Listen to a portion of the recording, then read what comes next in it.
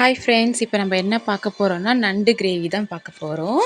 அது எப்படி செய்யலான்னு பார்க்கலாம். நான் 3 தக்காளி பொடி பொடியாக நறுக்கி வச்சுருக்கேன். கொஞ்சம் கருவேப்பிலை, இஞ்சி பூண்டு நான் இடித்து வச்சுருக்கேன்.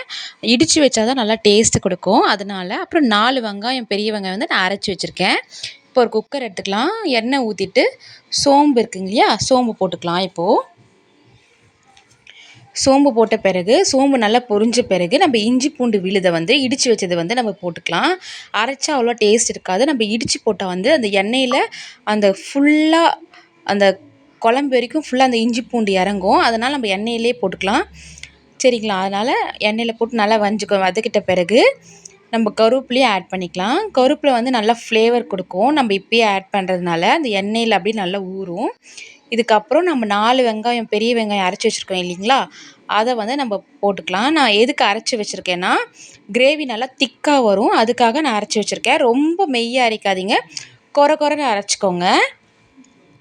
அரைச்சிட்டு நல்லா வெங்காயம் தண்ணி விட்ட பிறகு கொஞ்சம் மஞ்சத்தூள், கொஞ்சம் உப்பு தேவைக்கான அளவு போட்டுக்கோங்க. போட்டு நல்லா கிளறி விட்டுங்க. அந்த மஞ்சளும் வெங்காயமும் நல்லா பிளெண்ட் ஆகி வர வரைக்கும் கொஞ்சம் கிளறுங்க. ஸ்லிம்மில் வச்சே கிளறுங்க, ஹை ஃப்ளேம் வேண்டாம். அப்போ தான் அந்த வெங்காயத்தோட தண்ணிலாம் மேலே மிதந்து வரும். மிதந்து வந்த பிறகு நம்ம இப்போ தக்காளி ஆட் பண்ணிக்கலாம். தக்காளி ஆட் பண்ணியிருக்கோம். ஏன்னா ரொம்ப தக்காளி போட்டுறாதீங்க. எப்போவுமே வெங்காயம் அதிகமாகவும் தக்காளி கம்மியாகவும் போடணும். இல்லைன்னா தக்காளியோட புளிப்பு இனிப்பு அந்த குழம்பு இனிப்பாக வந்துடும். அதனால் நான் மீடியம் சைஸ் 3 தக்காளியும் பெரிய வெங்காயம் 4 எடுத்திருக்கேன். சரிங்களா? பார்த்தீங்களா, இப்போ மூடி வச்சு ஒரு 5 நிமிஷம் கழித்து பார்த்தா கொஞ்சம் தண்ணி விட்டுருக்கோம், நல்லா ஸ்மாஷ் ஆகிற மாதிரி. இதுக்கப்புறம் நம்ம கொஞ்சம் மிளகாத்தூள் ஆட் பண்ணிக்கலாம். குழம்பு மிளகாத்தூள் உங்கள் வீட்டில் அரைச்சி வச்சுருப்பீங்க இல்லையா, அந்த மிளகாத்தூளே ஆட் பண்ணிக்கலாம். நான் வேறு எக்ஸ்ட்ரா எந்த மசாலாவும் நான் போடல, இது வரைக்குமே போட்டு வச்சுருக்கேன். சரிங்களா? மிளகாத்தூள் ஒரு காரத்துக்கு ஏற்ற மாதிரி நான் 1 ஸ்பூன் போட்டிருக்கேன். நீங்கள் காரத்துக்கு ஏற்ற மாதிரி போட்டுக்கோங்க.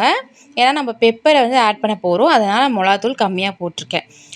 இந்த மிளகாத்தூள் நல்லா பிளெண்ட் ஆன பிறகு நம்ம கழுவி வச்ச நண்டு எப்போவுமே கல் உப்பு மஞ்சள் விட்டு ஒரு 4 டைம்ஸ் நல்லா வாஷ் பண்ணுங்கள். அப்போ தான் அந்த நீச்ச ஸ்மெல் எல்லாம் போகும். சரிங்களா? இப்போ அந்த கழுவி வச்ச நண்டை நம்ம இதில் ஆட் பண்ணிக்கலாம். இப்போ நம்ம இதை ஆட் பண்ணிக்கலாம். ஆட் பண்ணிவிட்டு நல்லா கிளறி விடுங்க. நண்டும் அந்த கிரேவியும் நல்லா கிளறி விட்ட பிறகு நல்லா கிளறுங்க. இப்போ நம்ம பெப்பர் தூள் இருக்குங்க இல்லையா, எந்த பெப்பர் தூள் வேணாலும் போட்டுக்கலாம். அது நான் ஒரு 1/2 ஸ்பூன் போட்டிருக்கேன். நம்ம நல்லா பிளெண்ட் ஆகிடுச்சு. இப்போ இந்த 1/2 ஸ்பூன் போடுறேன் நான். 1/2 ஸ்பூன் கிட்ட போட்டாச்சு. இப்போ நான் பெப்பரும் இடித்து வச்சுருக்கேன். ஒரு 10-15 மிளகு இடித்து வச்சுருக்கேன். அந்த மிளகு தூளையும் போட்டுக்கலாம். ஏன்னா நான் இப்போ போடுறேன்னா நல்லா அந்த நண்டோட நல்லா ஊறும். அதனால் இப்போ போட்டு கிளறி விட்டுக்கோங்க. இப்போ நம்ம தண்ணி ஊற்றிக்கலாம். கிளறின பிறகு நண்டு முழுகிற அளவுக்கு மட்டும் தண்ணி ஊற்றுங்க. ரொம்ப தண்ணி ஊற்றிங்கன்னா சலசலன்னு ஆகிடும், கிரேவியாக வராது. நண்டு முழுகிற அளவுக்கு பார்த்தீங்களா, இல்லை வச்சுட்டு 3 விசில் கரெக்டாக விட்ட பிறகு எப்படி இருக்குதுன்னு பார்க்கலாம். பார்த்தீங்களா, 3 விசில் விட்டுட்டேன். நல்லா கிரேவி குழம்பு மாதிரி ஆயிடுச்சு. இதை நான் ஒரு தண்ணி கடாயில் மாற்றிக்கிறேன். இந்த ஸ்டேஜில் சில பேர் தேங்காய் அரைச்சி கூட ஊற்றிக்கலாம். சரிங்களா? ஏன்னா காரம் ரொம்ப இருக்குது, தேங்காய் அரைச்சி ஊற்றிக்கிட்டால்னா திக்னஸ் வரும். அதே மாதிரி குழம்பா ஊற்றி சாப்பிட நல்லாயிருக்கும். நான் தேங்காய் அரைச்சி ஊற்றலை, ஏன்னா நான் கிரேவி தான் பண்ண போகிறேன். அதுக்கப்புறம் நம்ம கொத்தமல்லி கருவேப்பிலை இருக்கீங்களா, அதில் நல்லா கையில் நசுக்கி லைட்டாக போட்டுருங்க. நல்லா கொதி கொஞ்சம் நல்லா சுண்டட்டும், அது வரைக்கும் வெயிட் பண்ணிக்கலாம். இப்போ எதுக்கு நம்ம லாஸ்ட்டாக கருவேப்பிலை போடணும்னா, அந்த கருவேப்பிலை ஃப்ளேவர் சூப்பராக இருக்கும். ட்ரை பண்ணி பாருங்கள், அது ரொம்ப அழகாக இருக்கும். சரிங்களா? பார்த்தீங்களா, நண்டு நல்லா வெந்து சூப்பராக ஆயிடுச்சு.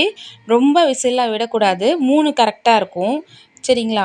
பாருங்க, சூப்பராக இருக்கும். இந்த நண்டு குழம்போட ஆம்லெட் வச்சு சாப்பிட்டாலும் நல்லாயிருக்கும், ரசத்தோடு நல்லா தொக்கு மாதிரி வச்சு சாப்பிட்டாலும் நல்லாயிருக்கும். சூப்பராக இருக்கும். நீங்கள் ட்ரை பண்ணி பாருங்கள். இப்போ இந்த குழம்பு ஸ்டேஜில் ஆஃப் பண்ணிட்டாலே நம்ம அந்த ஹீட்லேயே இன்னும் திக்காகிடும். ட்ரை பண்ணி பார்த்துட்டு எப்படி இருக்குது சொல்லுங்கள். பாய்.